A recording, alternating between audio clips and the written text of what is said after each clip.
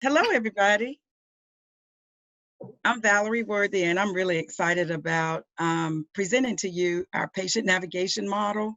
And I'm going to just do a little background history about navigation. But I wanted to tell you that no matter what cancer center you go to, that navigation will look different in each one of those centers because most cancer centers, I would say, target their navigation program to where they are, the individuals that they service. And so I call that targeted patient navigation. And so I'm going to walk through what we do at Duke and how we arrived at our model. You can turn now, Christy. Okay, just a little background. Patient navigation started like early 1990s. Harold Freeman, Dr. Harold Freeman is a breast surgeon, and what he noticed was that a lot of his patients who were in the inner city of Harlem would present with late stage diagnoses of breast cancer. And so he thought maybe if he provided interventions out in the community, such as people getting screened sooner, that maybe then they would present with early stage breast cancer as opposed to later stage breast cancer. Next slide. So he continued on with his program. They did find out that when you go out into the community, you connect people with screenings, and those were mammographies, that the outcomes were much better. From his intervention of what we call outreach navigation, he began a training program, and that program has been going on for years now. And many navigators, including me, have been involved with the navigation program and his training. And I just encourage people, if they possibly can, well, I know it's COVID season now, but if you can, this navigation program is really great. And then you also get an opportunity to go into his center, talk to survivors, talk to navigators. So it's a really, really good program. Next slide, please. So when you're looking at oncology navigation, the continuum of care, we at Duke look at prevention through end of life. So when I talk about prevention, we have community-facing navigators, and those navigators are the ones that are out in the community, encouraging people to exercise, follow a diet, minimize your alcohol use, tobacco cessation, and we also connect them with our tobacco cessation program. Moving on towards screening, the outreach navigators also encourage people to get their pap smears, their colonoscomies, for men to get their PSAs. So these are the kind of things that our outreach navigators do. As we move on to diagnosis, and that's when our clinical navigators, non-clinical navigators get involved with the patient. So this is from diagnosis to end of life, or to survivorship, end of life. In all of the different elements from prevention to end of life, we're always assessing patients, attempting to eliminate barriers. And then if these patients need any type of supportive care, the navigators are also connecting the patients and their family to needed resources. Next slide, please. So identifying a model. How do we begin identifying a model in the continuum of care? So we looked at prevention. Next click. We looked at the screening piece, which I discussed, our diagnosis, treatment, and survivorship. And so at Duke, in our inpatient setting, we focused on looking at next click. We focus on looking at diagnosis, treatment, and survivorship. So those are the things that we focus on in the cancer center. Next slide, please. So when we're looking at our program, what's important to patients, what's important to family members? Care coordination. And what that means is that the navigator is that glue that brings all of the pieces together. She is the one that helps the patient throughout their continuum of care. And so we understood that care coordination, no matter where it is, out in the community or in our cancer center, is very important for us to begin at that point. Also, provider communication. Oftentimes patients don't understand their diagnosis and all that is involved in their care. So we provide education not only to our patients, but sometimes to our providers, so that they understand what their community setting looks like. When this patient goes back out in the community, are they going to be in a food desert? How close are they to a pharmacy? How close they are to a bus line if they don't have transportation? And of course, patient education is just key. I believe that knowledge is power. And when we begin to teach our patients about their diagnosis, side effects to medication, then they can have a conversation, an informed conversation with their physician, and also patient-family advocacy. We're always advocates for our patients. For example, if we had a patient that had 3 appointments on 3 different days and they lived 3 hours away, of course, we would try to work really hard to make sure that we can get all of those appointments on one day. Sometimes patients don't understand that we do have that kind of flexibility. So as navigators, we are always advocating for our patients. Next slide. Next slide. Thank you. So these are just some definitions and functions of each one of those roles for care coordination, provider communication, patient education, and patient-family advocacy. And you just can kind of look over those briefly. Oh, you're good. Next slide. So when we're looking at our program and how do we get it started and how many people are actually involved in navigation, even though they may not be called navigators, we had to look at our NPC as our new patient coordinator, our clinical navigator, our clinical nurse, our triage nurse, our medical social worker, and our non-clinical navigator.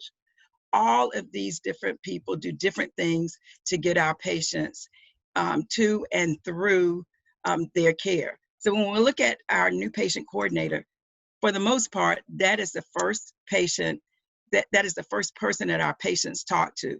For the most part, they never see them, but they talk to them. So they're the ones that are making sure that they know when their first appointment is, they're getting all of their paperwork together, all of their x-rays together. Then for the clinical nurse, she's probably the first person, along with the clinical navigator, that sees the patient when they come into our clinic.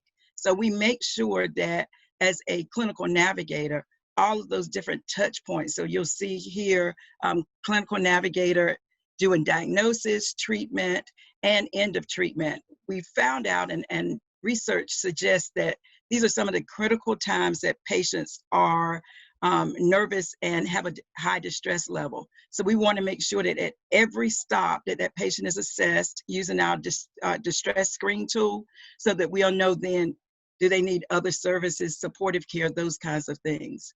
As the clinic nurse, although she's not a navigator, she provides education about the disease, about treatment, when to call if you have questions, along with our triage nurse. So each one of the patients that go through treatment are also given the number for the triage nurse. If they would, for example, have treatment one day and then that evening they would have side effects, and they know to contact the triage nurse as well. Navigators and medical social workers work hand in hand. Oftentimes our medical social workers focus on insurance and helping patients with disability forms, and then oftentimes they will then give the referral back to the non-clinical navigator to provide those what we call concrete services, transportation, assistance with co-pays, housing, those kinds of things. So it takes, I would say, a village, I'll call it a clinic village, really to bring navigation to fruition and for us all to work together. Christy? So when you look at this, it's kind of like an umbrella. We look at our clinical nurse, our triage nurse, our licensed social worker, and our new patient coordinators. We look at all of those different services, and our hope is that everyone works in concert, but that we don't have an overlap. The goal is that everyone works at the top of their skill set, and then we can all work together to have great outcomes for our patients. Next. So the little caption at the end is, each team member involved in the patient journey plays a critical role, and that we want to make sure that our roles are delineated and there's no duplication. Christy? So when we look at our navigation model, each disease group in our plan would have a non-clinical and a clinical navigator. So there are oftentimes when both of the navigator, non-clinical and clinical, will be working with the one patient. The clinical navigator is a navigator that will stay with the patient across the continuum of care. The non-clinical navigator will address, as I said earlier, all of those concrete barriers. And then once they are eliminated, the clinical navigator stays with that patient throughout their care into survivorship. Next. So these are just examples of a patient that is eligible for navigation. And when I say that, that means that a patient has a barrier, they have a concern, they're distressed about their disease, their family member is not handling the diagnosis well. So that person would need a navigator to connect them to other services. And again, I outlined earlier our non-clinical navigator role and our clinical navigator role. Christy?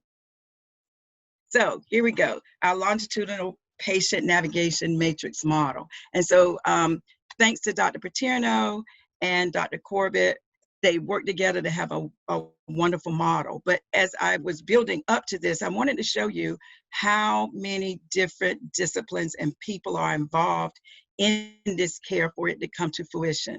And so to your left, if you look at community navigation, they play a critical part in identifying pockets in certain communities that really need education, assistance with screenings, transportation to get to these kinds of screenings. And then oftentimes there is a handoff to the navigator once this person comes in, gets a screening, and is diagnosed with a cancer. And once they come in, then again, as I said earlier, they will meet the new patient coordinator, a non-clinical navigator, and a navigator.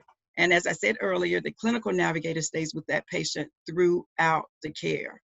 Now, as that patient experiences their treatment and other things, all the services that you see at the lower half of the square, services to meet identified needs, we have so many different services. And I'm so proud to be a part of a cancer center that offers this. I'm a 21-year breast cancer survivor, and I was treated at Duke. And so I know how Duke has grown in terms of meeting the needs of our patients. And so when you look at our medical family therapists, our social worker, our nutrition, self-image, I mean, there are so many things that will help support our patient during this scary time. We also, to the left of the new patient coordinator box, is our distress screening tool. And we ask that patients complete that because that gives us a window into what they are dealing with. And oftentimes, patients select these, just like a little questionnaire, they select these, and from that, we know what referrals to make to whatever different group that can really help them with the needs that they have. Our distress screening tool is administered almost at every visit. And we look at that very carefully to see if there are certain patients that have certain concerns so that we can anticipate the needs that patient may have even before it is exhibited. And as you see the little, go back just one second, I'm sorry. If you see the little arrows, this is a continuous process. It just doesn't start and stop and not go back. Whenever we need to, let's say for example, we have a patient that comes in and we notice different zip codes, and I'll just throw out 27701. If we have a lot of patients that are in that zip code, what I do as a navigator, I will talk to our community-facing navigators and they'll say, you know, we're getting a lot of patients out of that 27701 zip code. Is there some type of education that you could provide for people in that community that will help them get to and through our cancer center and make sure that they get screened properly? Okay, Christy. So the benefits of patient navigation. Of course, our clinical outcomes, if we can help a patient at every touch point, we can identify needs and make sure they're connected to the proper resource. I believe that it's a smooth transition from, for example, surgery to chemotherapy to radiation. We tend to keep more of our patients. Of course, there's a downstream revenue from that. And then we follow up with our patients. So, for example, if a patient has completed their treatment and they have like a 3-month follow-up, we make sure that we call them a couple of weeks, if not a month before, to make sure that there are no barriers. For example, if they have problems with transportation, we ensure that we have connected them to someone that can provide that service for them. So all of these different factors, I think, contribute to the benefits of patient navigation. Next slide. So again, whenever you're doing a program, you always want to make sure that you have metrics and that you can show that your outcomes are really measurable. And so I'm not going to read all of these, but just these are a few things that we decided that were important when we began the program. So how many referrals, where were those referrals sent to, who did we get referrals from? Did the patients that we navigated, did they adhere to their treatment? And also, hopefully, in doing all of this, that we decrease our no-show rates. And then to your right, we have the long-term outcome measures. And again, that's the no-show rates. And when we're doing our work, is this minimizing some of the emergency room department visits? So we hope that in doing this, and I think for our short time, we've discovered that navigation does make a difference. Okay, Christy. I think got a couple of more slides.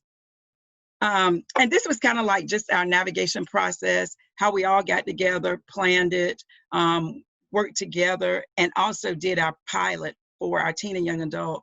And I think there's a breakout session on that. And then after we get the data, then this will help inform us on then how do we look at other disease groups. Next.